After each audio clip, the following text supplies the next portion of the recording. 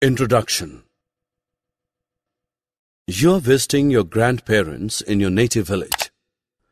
However, this visit of yours is quite different from the previous visits.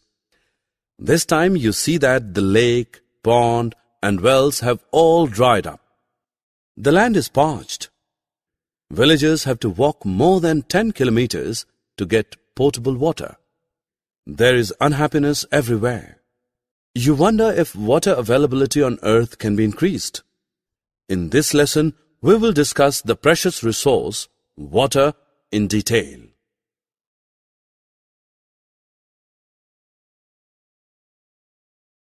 Objectives. At the end of this lesson, you will be able to learn some facts about availability of water on earth, list the different forms of water, understand the importance of groundwater, define water table, list the factors that lead to the depletion of water table.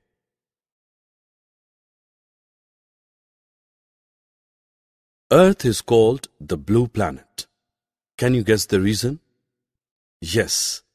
Water covers 71% of Earth's surface in the form of rivers, ponds, oceans, and streams, thus making it appear blue in color when seen from space. However, 97% of the total water present on Earth's surface is saline water. Hence, it is fit neither for household consumption nor for agricultural and industrial use. The remaining 3% is fresh water, 2/3 of which is frozen in glaciers and polar ice caps. Only 0.006% of all the water present on Earth is available for consumption. Water exists in nature in 3 states, that is, solid, liquid, and gas. In solid form, water is known as ice or snow. It is found at the poles as ice caps and in glaciers and mountains as snow.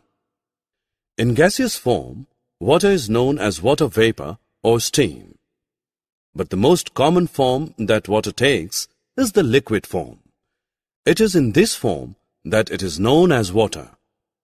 The natural process of circulation of water from the land to the sky and back to the land again is called the water cycle. The continuous cycling of water in its 3 forms keeps the total amount of water on Earth constant even when the whole world is using it. Not all the rainwater flows into rivers and ultimately into oceans. Some of it is absorbed by the soil. This water is known as groundwater. Although it is not visible, it is almost everywhere, flowing beneath the ground under your home, cities, farms, and deserts. Groundwater is an important source of fresh water on Earth. It is the source of water for many lakes and wells. Many of us drink groundwater every day. That is because hand pumps and tube wells tap groundwater to provide water for consumption. The upper limit of the level below which the ground is saturated with water is called water table.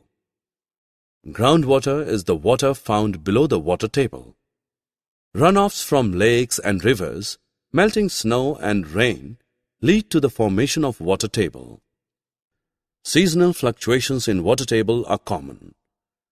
During summers, the water table goes down, but during monsoon, its level rises. You just witnessed heavy showers in your locality. Huge puddles have formed. A few hours later, the puddles are nowhere to be seen. Where has all the water disappeared? It has seeped into the ground. This process of water seeping into the ground is called infiltration. Groundwater gets recharged by this process. Large deposits of groundwater stored between layers of hard rock beneath the water table are known as aquifers. Water in aquifers is usually pumped out by digging wells at locations where the water table is close to the surface of the ground. Water drawn from the groundwater gets replenished by seepage of rainwater. The water table does not get affected as long as we draw as much water as is replenished by natural processes. However, water table may go down if the water is not sufficiently replenished.